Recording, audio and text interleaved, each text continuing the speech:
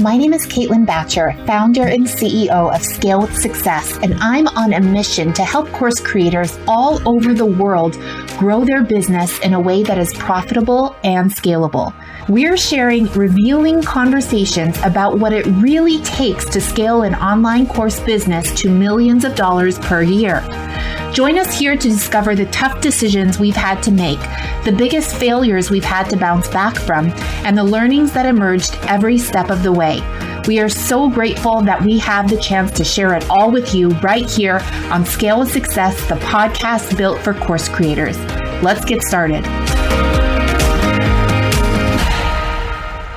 I can relate to this statement that I'm going to share with you. Like, this is for sure something that I would have said long ago. When thinking about getting to the root cause, what is causing you to hire people who don't have the skills and traits that you need? So if you look at this as a people problem, then you might think something like, oh, something is fundamentally wrong with me, and I keep attracting disorganized people, and I guess I'm just not good at hiring, which means I will never succeed, which means I should go get a part-time job, which means I should not be a business owner, and then you're just like spiraling out of control. Like, I 100% have been that person where I'm very focused on like people as opposed to process. And so a different way of thinking about it, a more advanced business owner would think about it, which is why I love the way this question was submitted, is not a people problem, it's a process problem, right? If you continue to hire people that are disorganized for a specific role, like VA specifically, that are disorganized, not detail-oriented, not competent, something's missing in your hiring process, right? Because you've hired other people that are good at what they do. And so what we need to do is to look at, okay, let's look at high level. What is this, this is taken directly from the 30-day hiring process. Let's look at this and let's see if we can pinpoint some opportunities, something that we are not doing in the hiring process that we can begin to do that's going to filter out people who are not competent, who are not organized, and all of that. So in week one, basically it's prep and post, right? So you're using the role description template to create a detailed list of kind of like how I did earlier over here with like the nitty gritty tasks, like schedule social media, schedule emails, tag in ActiveCampaign, whatever. So making sure that you're using the role description to get really, really clear on like what are the specific things that they're going to be doing.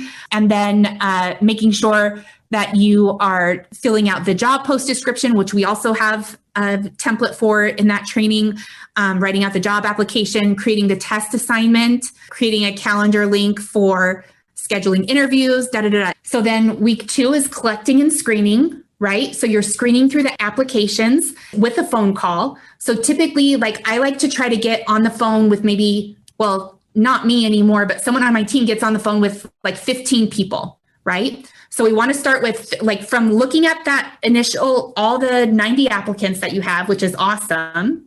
From those 90 applicants, identifying 15 people that you want to call and just like ask some follow-up questions with, right? And after those follow-up questions from the phone, then you can determine who you want to move forward with like the top 5. And the top 5 is who you want to invite to a formal interview, like on Zoom. You can also have someone on your team interview them as well, just to get like a different perspective. So they can have an interview with you. They can have an interview with someone on your team. And then from that group of 5 people, select your top 3 and then assign the top 3 candidates a test project. So when it comes to building and assigning a test project, there's like 4 basic steps to it, right?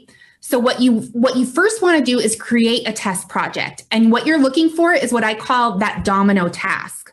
What is dominoes, like you just push one domino down and then everything else goes down, right?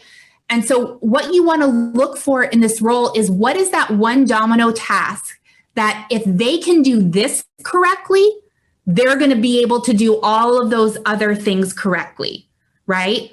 And there's a lot of different things that you can think about, but one of the things that you can do is like within Zapier, you can create a Zap and you can make like a problem with it. And then they have to figure out how to undo that problem and explain their thinking process, right?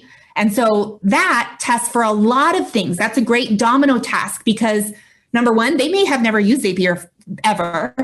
And so they're going to have to figure it out. And so it's a great way to test out, like, are they able to jump in and figure new software out? Number two, it's very like if then thinking, right? So they have to kind of see the big picture, but then they also have to be detail oriented. And you're also going to be able to test for how they went about the project, right? Like what were when they explain their thinking, if you have them fix it and then also explain their thinking, you get to see like, did they go about this in like the worst way possible? You know what I mean? Like, and in some cases, even if the result is not correct, because maybe they've never done Zapier before or whatever, the way that they think about solving problems like that is great and is in line with the way you would want someone to solve for that, then that's super helpful, right?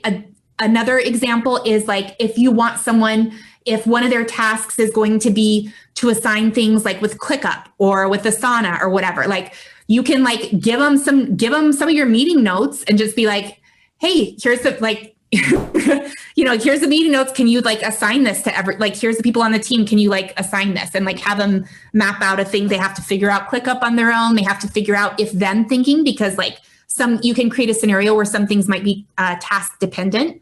Like maybe you don't want someone to write the copy for the Instagram post unless the graphic is created, right? And so then they would have to figure out how to make that happen within ClickUp. Like it could be something like that. But there's a lot of what you need to do is start with that role description, list out all the specific things they're going to be doing, and figure out the best way that you can go about replicating that so you can figure out what they're doing. And then the second thing is when you're creating directions for the test project, how are you going to communicate those directions? If you are someone who typically only communicates if you're someone who's always just making looms for your team, or maybe you hop on Zoom and tell them how to do something, then they need to be able to follow directions via video.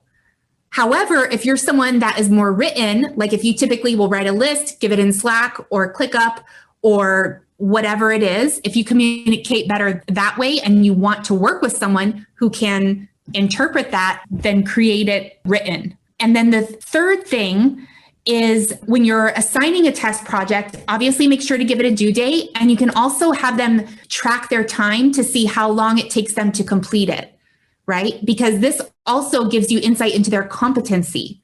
Like, does it take them 13 hours to do something, right? And the last piece is with your test project, you want to make sure that part of the project includes them explaining why they are thinking that, like, why did they do it that way?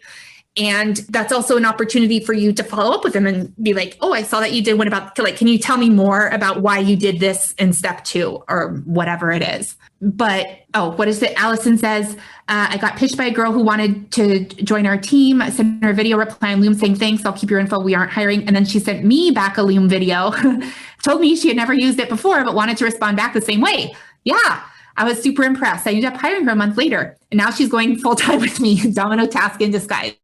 Yeah, it's so true, right?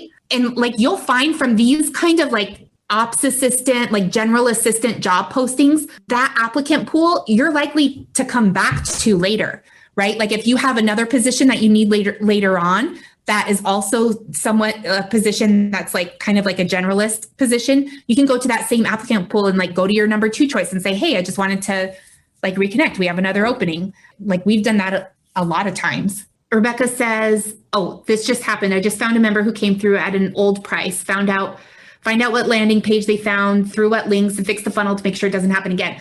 And so what you want to make sure that you're doing is that you just want to make sure to protect yourself, and like whatever you're giving them, it's not like your real, like you don't want you don't want 3 people you're giving a test project to be like in your real active campaign. And like, you know what I mean? Like you might have to set up like a dummy account. You might have to like, there's different things that you can do. Like I know with ClickUp specifically, there's ways to just like invite one person to one thing or whatever. So you just want to make sure to cover yourself in that way. And then the other thing that I wanted to bring up too is that like one of the things that I'm really conscious of is I don't want anyone to do free labor.